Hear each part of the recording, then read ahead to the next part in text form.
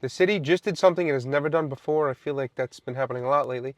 It put a specific number on how many new homes your neighborhood is supposed to build, your actual neighborhood. And depending on where you live, that number might raise your eyebrows. So let's break down what this actually is. It's kind of a big deal, but it's also being misunderstood. According to the Real Deal Gothamist, the city itself, New York just released a draft report called the Fair Housing Growth Strategy. And the headline finding is a big one.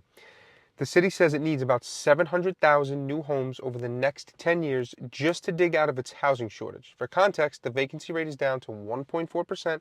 It's the lowest in about 50 years, and for the cheapest apartments, under $1,100 a month, almost nothing is available. It is New York City. And this report does something brand new. It assigns a specific housing target to every single neighborhood in the city. Every community district gets a number. For example, East Flatbush in Brooklyn is targeted for about 5,800 new homes over 5 years. Astoria has 10,000.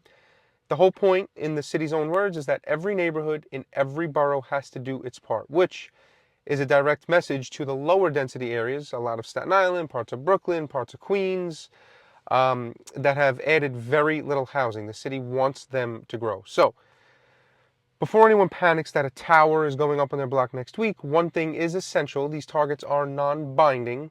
So it's a draft roadmap. It's a set of goals. It's not a law. It's not a mandate. Any actual project would still have to go through the normal public review process. And on top of that, this is a draft. There are public hearings coming up and a comment period before the final version this fall. Fall is rapidly approaching. It's insane. It's the end of August already, pretty much.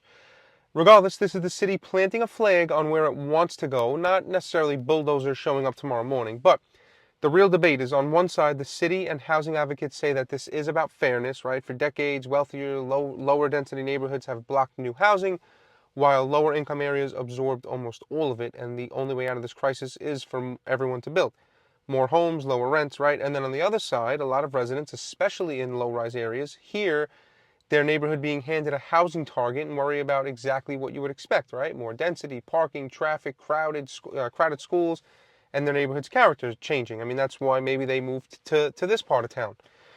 And then some are just skeptical the new units will actually be affordable, right? And this is all real concerns, and everything can be true.